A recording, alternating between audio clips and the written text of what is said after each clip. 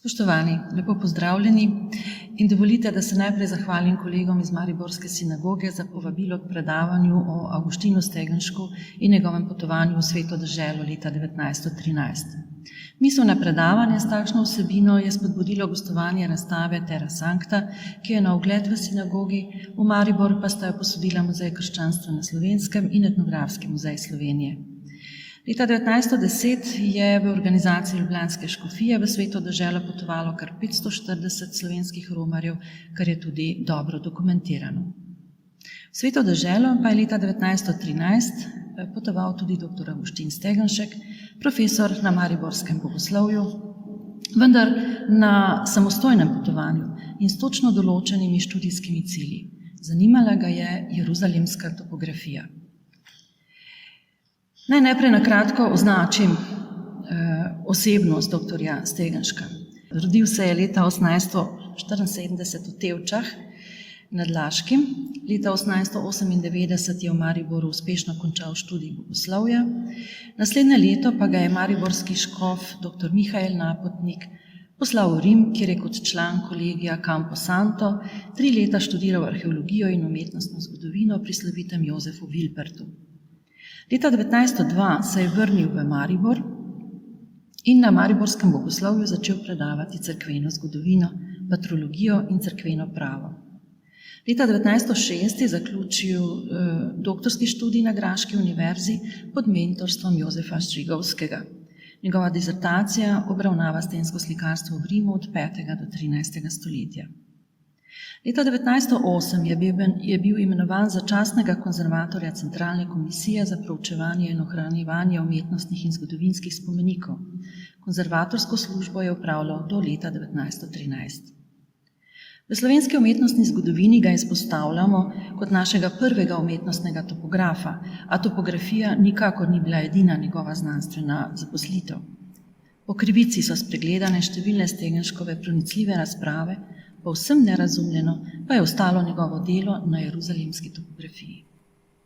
Leta 2005 smo v njegovem življenju in delu na takratni pedagoški fakulteti Univerze v Mariboru organizirali simpozij, prispevki pa so objavljeni v tematski številki zgodovinske revije Studija Historica Slovenica, ki je izšla leta 2007.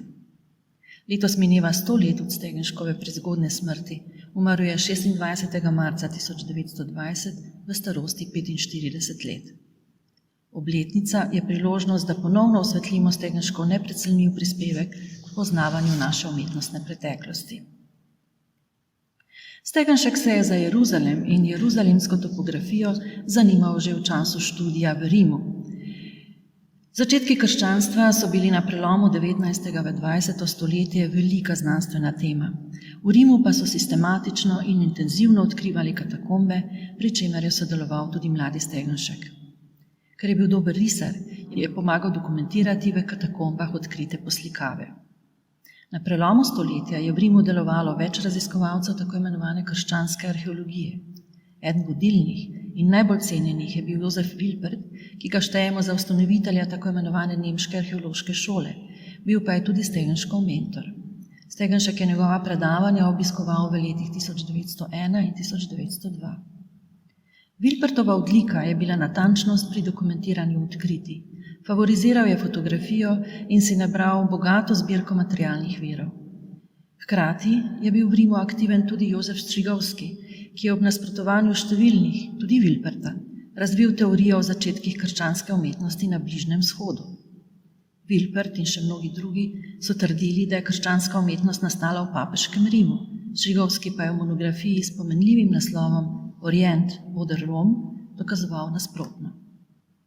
Ob prebiranju Stegenškove zapuščine se dozdeva, da se je slovenski študent že v Rimu nagibal k ugotovitvam Strigovskega, ki je bil nekaj let kasneje kot profesor na Graški univerzi Stegenškov doktorski mentor. Strigovski je veliko potoval po vzhodu, uspešno je uporabljal fotoaparat za dokumentiranje, tudi on si je oblikoval dragoceno zbirko materialnih virov in slovel kot karizmatičen predavatelj. Leta 1909 je na Dunaju ustanovil lasten inštitut in bil v nenehnih spopadih s predstavniki Dunajske umetnostno-zgodovinske šole. Stegenšek se je že za časa bivanja v Rimu zanimal za življenjem učencev. Pritegnil ga je tudi sveti Viktorin. Zdelo se mu je nenavadno, da se v petovjonskem škofu in prvem latinskem eksegetu, ki je umrl mučeniške smrti domnevno leta 304, ni ohranil noben kult in da so se ga Ptujčani spomnili šele v 18. stoletju. Nasplošno je Stegenšek obžaloval, da na slovenskem ozemlju ni najti neposrednih sledov starokrščanskih tradicij. Njihove prežitke je iskal v ikonografiji in liturgiji. Vedno znova se je trudil ugotavljati poselitveno preteklost okolja, ki ga je obravnaval, in izbrskati vsakršne podatke o začetkih krščanskega bogoslužja. Nemalokrat si je pri tem pomagal z analizo krajevnih imen. V vseh Stegenškovih besedilih je čutiti njegovo vedno prisotno težnjo, da pri obravnavi najrazličnejših vprašanj raziskovalno seže čim dlje v preteklost in dognanja primerja s krščansko dediščino na vzhodu. V letu 1911, ko so bile prav na Stegenškovo pobudo obnovljene kapelice Križevega pota v Šmarju pri Jelšah, se je poglobil v zgodovino Križevega pota. Obsežno razpravo je v letu 1912 v več nadaljevanjih objavil v reviji Voditelj v bogoslovnih vedah. Še istega leta pa je besedilo izšlo tudi kot samostojna monografija. Križevi poti so ga zanimali že prej, saj jim je odmerjal znatno pozornost v obeh svojih topografskih delih, dekaniji Gornjegrajski iz leta 1905 in v Konjiški dekaniji iz leta 1909. Šmarska kalvarija ga je spodbudila, da je začel raziskovati jeruzalemsko topografijo. Posebej je izpostavil, da je potrebno ločevati pot trpljenja, ki pomeni pot Kristusa od Olske gore do Kalvarije, in pot križa, ki pomeni pot od Pilatove hiše, kjer je bil obsojen, do Kalvarije. V Šmarski kalvariji se obe poti prepletate, pot trpljenja pa je povezana s 5 skrivnostmi žalostnega dela rožnega venca. Stegenšek je opozoril še na poudarjeno dramatiko v skupinskih prizorih, kar je povezal s pasijonskimi igrami, ki so bile v 18. stoletju zelo priljubljene. Študija Šmarske in drugih kalvarij na Spodnjem Štajerskem pa je klicala po nadaljevanju in po obisku Jeruzalema, kjer je želel opraviti meritve nekaterih ključnih objektov in izpeljati izkopavanja, da bi dokazal svoja dognanja o izvirnem poteku Kristusove poti trpljenja, o lokaciji nekaterih ključnih stavb iz zgodnjega krščanskega obdobja ter o podobi Jeruzalema pred letom 614, ko so ga zavzeli Perzijci. Določiti je nameraval lego Marijine bazilike, ki jo je leta 530 zgradil cesar Justinijan, in lego Sofijine cerkve, ki naj bi stala na območju Pilatovega pretorija. Od avstrijskega ministrstva za uk in bogočastje je pričakoval, da bo odkupilo zemljišče, kjer je domneval, da bi z izkopavanji dokazal obe cerkvi. Nadalje je nameraval proučiti starozavezni tempelj od obdobja Salomona do leta 70, ko ga je do tal porušil Tit, bodoči rimski cesar. Načrtoval je, da bi ugotovitve, ki so se mu oblikovale že med študijem literature, objavil v obsežni monografiji v nemškem jeziku. Stegenšek se je na potovanje v sveto deželo skrbno pripravljal.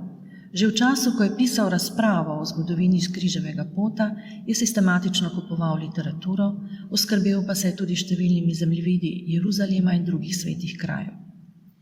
Poskušal si je pridobiti tudi finančno podporo. Avgusta leta 1912 je na Ministrstvo za uk in bogočastje poslal pismo, v katerem je predlagal, naj v Jeruzalemu odkupi zemljišče z domnevnim Pilatovim pretorijem, ki bi ga potem arheološko raziskali. Stegenškov predlog so posredovali Jozefu Strigovskemu, ki so ga načrti nekdanjega doktorskega študentja prepričali in ga je bil pripravljen podpreti. Stegenško je priznal, da postavlja raziskovanja Jeruzalema na nova tla in ga 25. januarja 1913 obiskal v Mariboru. Dogovorila sta se, da bo Dunajski inštitut podprl Stegenška pri raziskovanju. Vendar ni šlo tako gladko. Stegenška so začeli najedati dvomi, želel je natančnih določil, kaj so njegove dolžnosti in pravice do inštituta, pa tudi ponujena štipendija se mu ni zdela zadostna. Tako je Strigovski za veliko noč še enkrat prišel v Maribor. Maja 1913 je Stegenšek še enkrat poslal vlogo za podporo na Ministrstvu za uk in bogočastje. Natančno je opisal svoj potovalni program, predložil je pregled svojih dotedanjih jeruzalemskih študij in podrobno predstavil načrt monografije, ki naj bi izšla v 3 delih, imela pa naj bi 30 poglavij. Predvidel je 299 strani besedila, 84 risb in veliko fotografij. Še pred potovanjem je napravil rekonstrukcijo templja po opisu iz vizij preroka Ezekijela in presodil, da se povsem prekriva s tlorisom cerkve Božjega groba. Strukturo templja je primerjal z nekaterimi zahodnoevropskimi spomeniki, na primer z rotundo v Aachnu, ki je po njegovem podoba najsvetejšega, in prišel do sklepa, da marsikateri zahodnoevropski spomenik, ki ga je Strugovski proglasil, da ima orientalski izvor, v bistvu sega po jeruzalemskih vzorih. Glede lokacije Pilatovega pretorija je bil povsem prepričan v svoje izsledke, glede Salomonovega templja pa so ga prevzemali mnogi dvomi. Stegenšek je oporekal splošnemu prepričanju, utemeljenem na pričevanju Jožefa Flavija in zapiskih v judovski Mišni, da je tempelj stal pri sveti skali Omerjeve mošeje. Obrnil se je tudi na uglednega profesorja dr. Alojzija Musila, ki je predaval na Teološki fakulteti v Olomoucu, na Dunajski orientalistiki in na Karlovi univerzi v Pragi. Razložil mu svoje teze. Musil je Stegenška opozoril na neugodne razmere v Jeruzalemu, ki ne omogočajo izkopavanj. Tudi Musil se je ukvarjal s topografijo Jeruzalema, a je raziskave opustil, ker zaradi, citiram, mnogoznačnosti tekstov ne dajo doreči neoporečnih rezultatov, kakor se je izrazil. Stegenšku je svetoval, naj opusti svoje načrte, kar pa je Stegenšek odločno zavrnil. Kljub temu mu je Musil obljubil načelno podporo in mu dal še nekaj praktičnih nasvetov. Zlasti ga je pozval, da se osredotoči zgolj in samo na svoja lastna vprašanja. Med drugim mu je svetoval, naj si kot profesor cerkvene zgodovine vzgoji učence, ki bodo nadaljevali njegovo delo. Na ministrstvu so ugodili Stegenškovi prošnji za podporo, s katero bi si pokril stroške potovanja, vendar bi jo lahko izplačali šele v letu 1914. Stegenšek pa ni želel odlašati s potovanjem, zato je stroške poravnal kar sam. Misel na izkopavanja je opustil, vsekakor pa je želel opraviti meritve na terenu. Iz Maribora je odpotoval 31. julija 1913, s parnikom Samirami se je potoval do Aleksandrije, preživel nekaj dni v Kairu, se odpravil v Jafo in 10. avgusta 1913 prispel v avstrijsko-romarsko gostišče v Jeruzalem. V Jeruzalemu je bil od 10. avgusta do 6. oktobra. Obiskal je še Jeriho in El Kalip ob Hebronu, Betlehem, Herodov grič, na poti domov pa še Samarijo in Galilejo, Hajfo, Damask, Balbek, Bejrut, Smirno in Carigrad. V Maribor se je vrnil 2. novembra 1913. Nazaj je potoval z vlakom iz Carigrada. Na potovanju je pisal dnevnike, skiciral, si prepisoval arabske napise, risal tlorise in fotografiral. Študijsko gradivo na temo jeruzalemske topografije je naraščalo tudi po Stegenškovi vrnitvi domov. Po Stegenškovi smrti je njegov kolega na bogoslovju, Franz Xaveri Lukman, del Stegenškove zapuščine na temo jeruzalemske topografije predal študijski knjižnici Maribor, del pa se je zadržal z namenom, da dokumente podrobno preuči. Žal je bil znaten del tega gradiva uničen ali izgubljen med drugo vojno, zato se v številnih pomembnih dokumentih in v delno že napisani študiji o jeruzalemski topografiji lahko podučimo zgolj iz Lukmanovega članka o zadnjih 10 letih v življenju Avguština Stegenška, ki ga je Lukman leta 1955 objavil v zborniku za umetnostno zgodovino. Omenjeni članek je nepogrešljiv, če želimo izvedeti kaj več o Stegenškovem potovanju v Jeruzalem in o njegovih izsledkih v zvezi z jeruzalemsko topografijo. Stegenškovo zapuščino danes sicer hranijo v Pokrajinskem arhivu Maribor, v Nadškofijskem arhivu Maribor in v Univerzitetni knjižnici Maribor. Splošno velja, da Stegenšek v svojem naravnost megalomanskem načrtu glede jeruzalemske topografije ni uspel, vendar bi temeljna analiza in revizija dostopnega gradiva takšno sodbo lahko relativizirala. Stegenšek je bil v svoji znanstveni naravnanosti svetovljan, ki so ga ozke domače razmere hudo omejevale. Ko danes skušamo prodreti v to nedokončano poglavje Stegenškovega opusa, pa se znajdemo pred mnogimi ovirami. Stegenšek je večino življenja pisal dnevnik, tudi med potovanjem po sveti deželi, in shranjeval je vse mogoče zapiske, tudi takšne povsem priložnostne. Žal je največkrat pisal v stari verziji stenografije, ki jo je celo nekoliko prilagodil svojim potrebam. Po značaju je bil precej sumničav. V stenografijo se ni zatekal le zaradi hitrejšega zapisovanja, pač pa predvsem zaradi želje, da nepoklicanim onemogoči prebirati njegove zapiske. Nezaupljiv je bil celo do lastnega profesorja in doktorskega očeta Jozefa Strigovskega, ki je verjetno edini zares zaupal Stegenškovim povsem novim pogledom na jeruzalemsko topografijo in ki ga je bil kot vodja Umetnostno-zgodovinskega inštituta na Dunaju pripravljen podpreti. Nečitljivost Stegenškovih zapiskov tako ovira vpogled v rezultate njegovega raziskovanja Jeruzalema in Kristusove poti trpljenja, v znatno pomoč pa je članek Franca Xaverija Lukmana, ki je bil seznanjen s Stegenškovimi teorijami tudi iz osebnih pogovorov, saj sta bila kolega na mariborskem bogoslovju, sodelovala pa sta tudi pri reviji Voditelj bogoslovnih vedah, ki jo je Lukman urejal med letoma 1909 in 1919. V poročilih Stegenšek omenja, da je napravil veliko fotografij v Jeruzalemu. Načrtoval je, da bo na potovanje vzel kar 2 aparata v formatih 9x12 in 13x18. Žal pa se fotografije v zapuščini niso ohranile.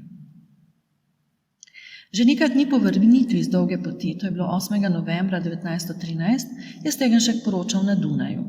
Strigovskemu je poslal obsežnejše, Musilu nekoliko krajše poročilo. Svoje izsledke je strnil v 4 točke.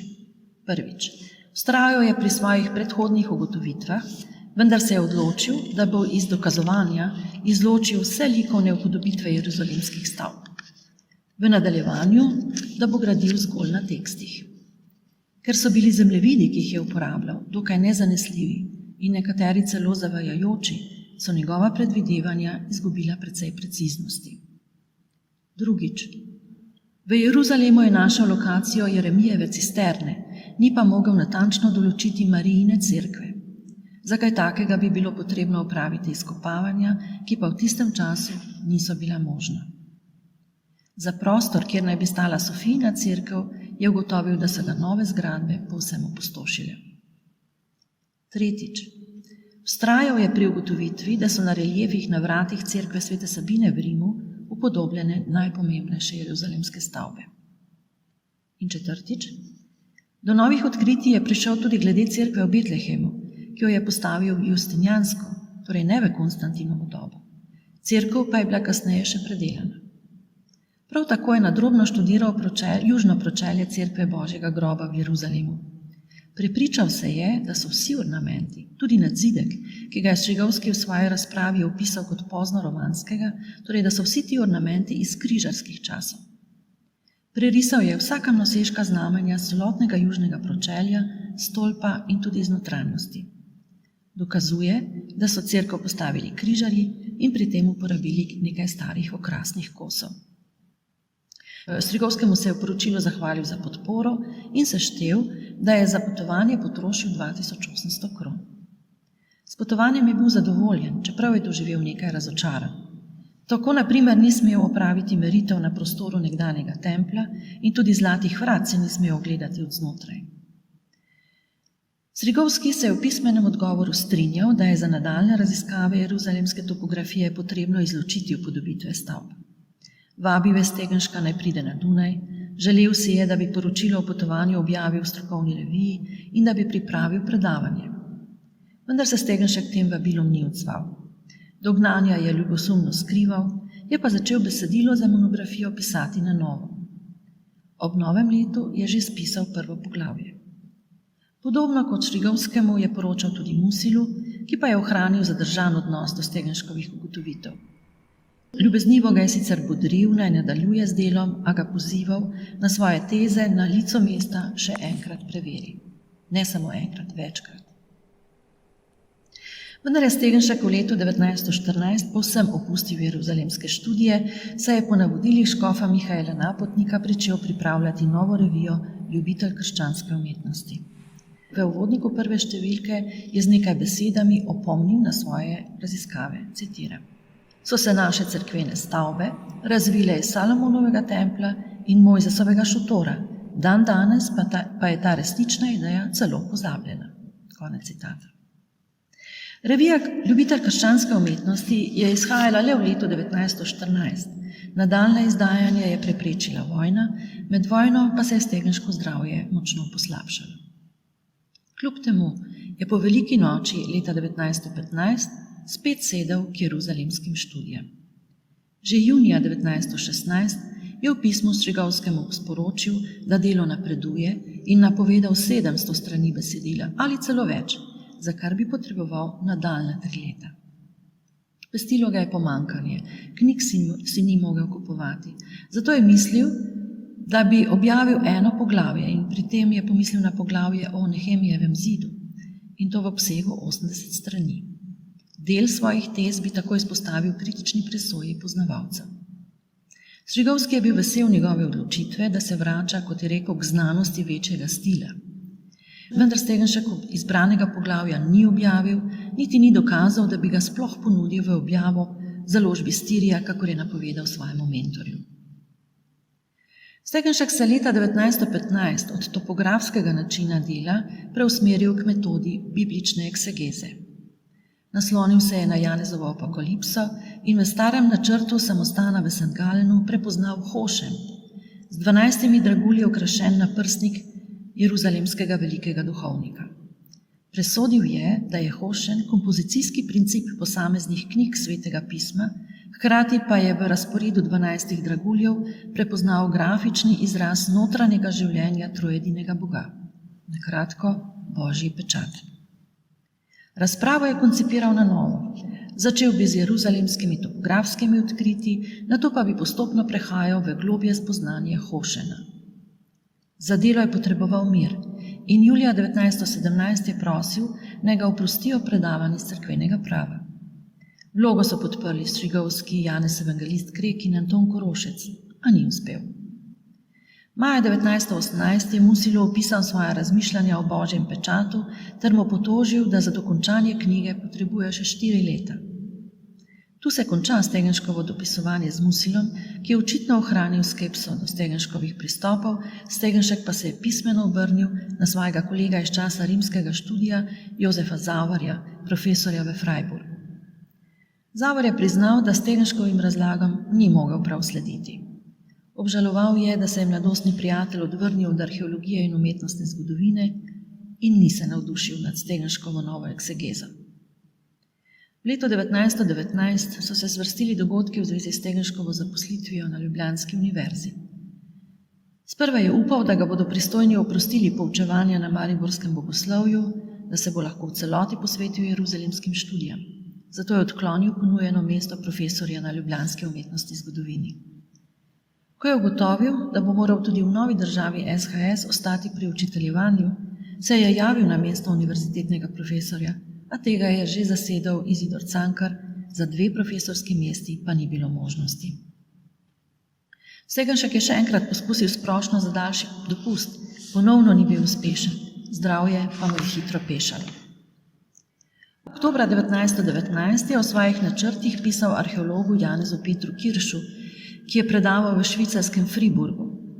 Nadejal se je, da bi razpravo o Božjem pečatu lahko z njegovo pomočjo objavil pri sloviti založbi Görres.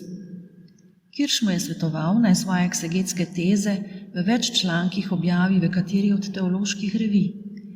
Prijatelju Zavarju je pisal še januarja 1920, ko je že ležal v bolnišnici. Knjigo o Božjem pečatu je najavil za čez 2 ali 3 leta. Svoje ugotovitve je razlagal vsem, ki jih je tematika zanimala. Tako poroča tudi Martin Avšič, ki je bil njegov študent na mariborskem bogoslovju, nato pa župnik pri Svetem križu blizu Rogaške Slatine. Ko se je Stegenšek poleti 1919 zdravil v Rogaški Slatini, je svojega nekdanjega študenta večkrat obiskal. Avšič je leta 1921 o popletnici Stegenškove smrti v časopisu Straža objavil spomine nanj. Opisal ga je z velikim občudovanjem in kot priljudnega, celo šegavega vzgojitelja, ki ni bil nikoli žalosten ali potrt, niti v času bolezni ne. Ko sta se družila v Rogaški Slatini, mu je Stegenšek razlagal, kako se motijo vsi, ki dobesedno razumejo podobo Salomonovega templja, kakor jo je opisal prerok Ezekijel. Avšič je risal na papir in v prah na tleh, citiram, grško malo črko omega, potem nek Salomonov vodnjak, ki je imel podobo kače, potem štirikot, v katerega stranice so razdeljeni rodovi Izraelovi in apostoli.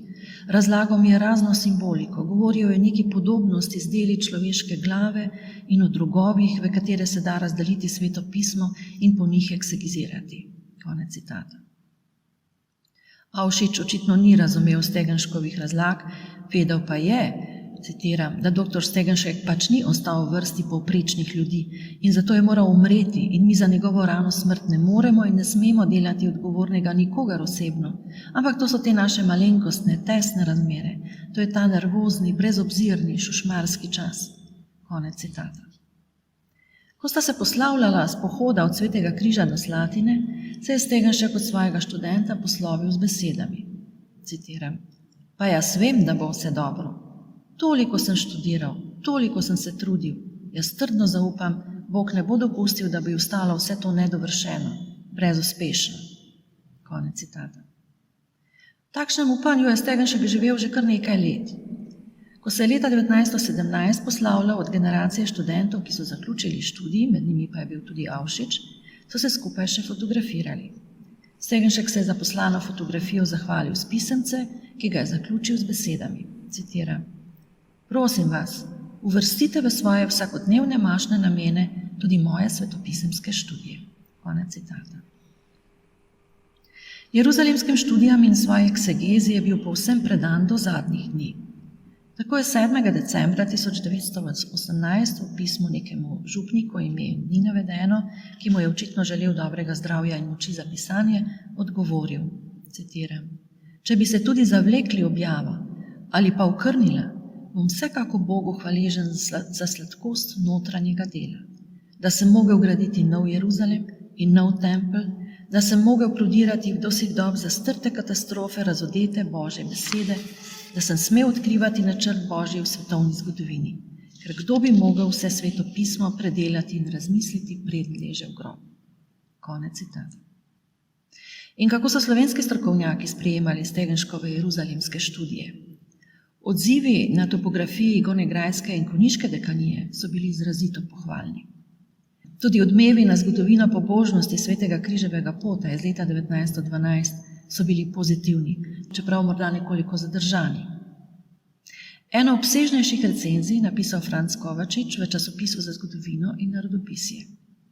Menil je, da razprava sloni na obsežnem študiju literature, kar je avtorju omogočilo šmarske umetnine primerjati s tujimi in v njih zaslediti celo njihov neposredni vzor. Knjigi je priznal, da je kaži pot, kako naj se razlagajo domači spomeniki in versko-ljudski običaji. Kljub takšnim priznanjem se zdi Kovačičev zapis nekako zadržan, skoraj da nekoliko nezaupljiv. Leta 1919 je Stegenšek zavrnil Kovačičevo povabilo, naj za časopis za zgodovino in narodopisje napiše prispevek o prenovi mariborske stolnice ob priliki, ko so praznovali 100-letnico rojstva Ignacija Orožna. Kovačič je bil jezen in je Stegenšku brez ovinkov povedal, da je njegova pot ogrešena, kakor je rekel. V Stegenškovih jeruzalemskih študijah pa je videl subjektivne, solipsistične domneve. Ob Stegenškovi smrti je Kovačič napisal nekrolog v časopisu Straža. O njegovih jeruzalemskih študijah je zabeležil, da so bile stranpot, stranski kolovoz, kakor je zapisal, kar je škodilo proučevanju domače umetnosti in zgodovine. Z velikim občudovanjem je Stegenškovo študijo o pobožnostih križevega pota bralcem priporočil Frances Tele. Recenzijo je objavil v reviji Dom in svet. Nakratko je povzel bistvo razprave, nato pa dodal še nekaj primerov s Kranjske, ki jih je obravnaval sam, in mu je šele branje Stegenškove študije omogočilo ikonografsko razumevanje posameznih motivov. Slednje je priznal z občudovanjem avtorjeve razgledanosti, pohvalil pa je tudi Stegenškovo prizadevanje, da skuša vzbuditi zanimanje za pozabljene in razpadajoče spomenike in da se na bralca obrača tudi z ugotovitvijo, da so naše cerkve, kar se križevih potov tiče, zelo enolične. Drugače pa Stale o Stegenšku ni pisal kaj dosti. V času študija na Dunaju je Stegenšku tu in tam preskrbel kakšne arhivske podatke, sodelovala pa sta še pri reviji Ljubitelj krščanske umetnosti, kjer se je izkristaliziral Stegenškov morda nekoliko pretiran pokroviteljski odnos do mlajšega kolega. Mariborski škof dr. Mihael Napotnik za Stegenškove jeruzalemske študije ni imel posebnega razumevanja. Leta 1913 mu je sicer odobril dopust za pot v Sveto deželo, kasneje pa ga ni hotel razbremeniti poučevanja na bogoslovju. Malce več zanimanja je pokazal ljubljanski škof Jeglič, ki ga je povabil v Ljubljano z željo, da mu predstavi svoje raziskave in novo razlago Matejevega evangelija. Jegliča je begala Stegenškova trditev o povsem novi jeruzalemski topografiji. Zbrano ga je poslušal, mu priznal, da je njegovo delo resno, končno sodbo pa se je pridržal, dokler ne bi bilo delo dokončano. V Stegenšku je kasneje več prispevkov napisal Sergej Vrišer, ki se je v lastnih študijah o baročnem kiparstvu velikokrat skliceval nanj.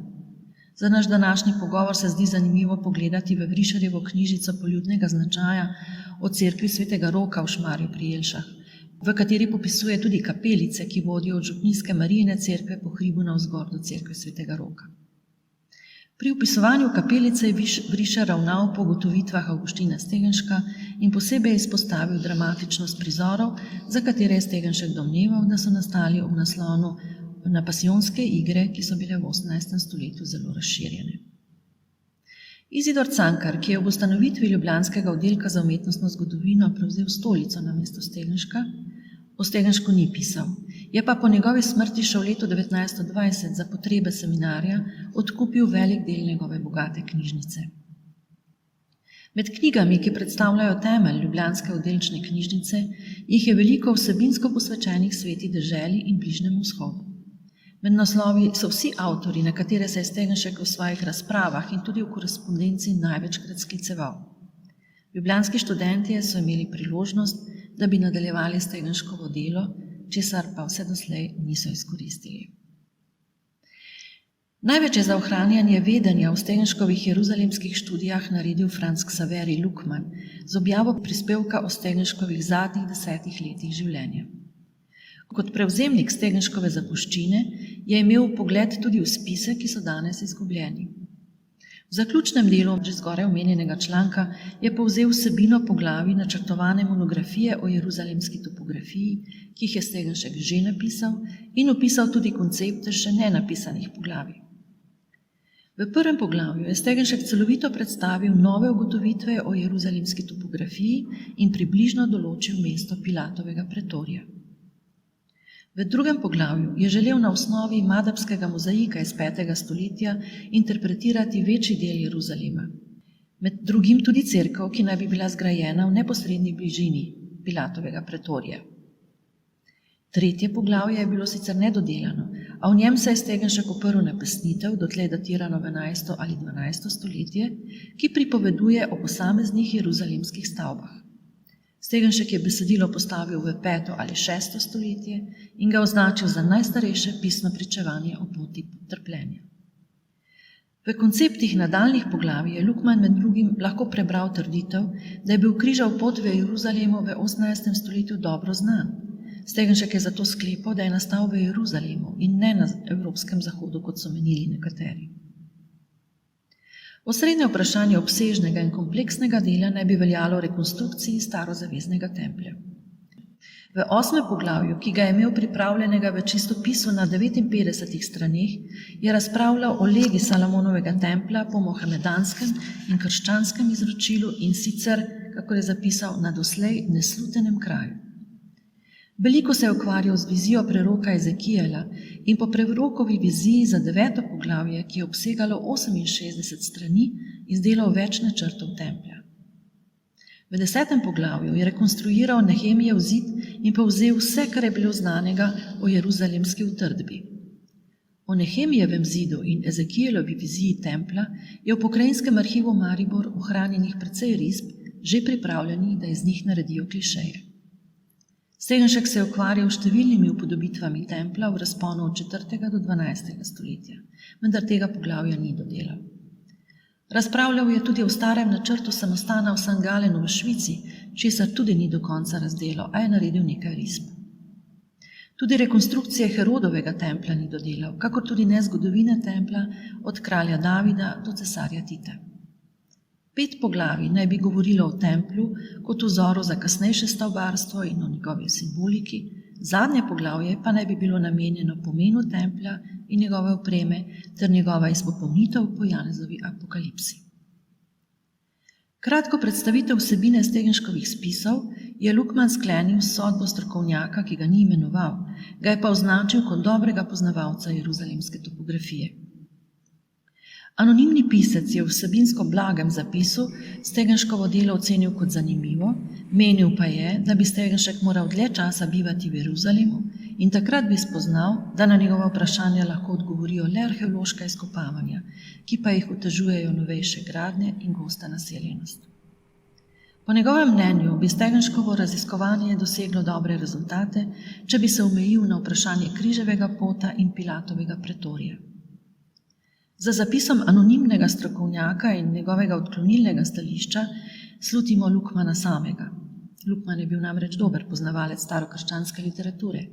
Ali pa se je Lukman s stališčem nekoga drugega povsem strinjal. Čeprav je anonimna sodba po vsej verjetnosti pravilna, ne kaže kar pozabiti na Stegenškove raziskave. Danes jim je mogoče slediti zgolj v fragmentih, a se bo, upam, našel kdo, ki jih bo s časovne oddaljenosti zmogel ustrezno vrednotiti, ter Stegenšku argumentirano zagotoviti mesto med resnimi raziskovalci jeruzalemske topografije. Jeruzalemske študije so Stegenška odmaknile od umetnostne zgodovine, kar so obžalovali njegovi sodobniki in česar nam je žal tudi danes. Sam pa je ob veličastni nalogi, ki si jo je zadal in za katero je vedel, da je ne more dokončati, občutil veliko radost in notranjo izpopolnjenost. Morda nas o tem še najbolj prepriča 7 kratkih potopisnih črtic, ki jih je leta 1914 objavil v reviji Glasnik najsvetejših src. Besedila nas prepričajo, da je po sveti deželi hodil lahkega sveta, zbližal se je z ljudmi druge vere, z žlahtno vedoželjnostjo je opazoval drugačne običaje in se na svetopisenskih krajih iskreno predajal verskim čustvom.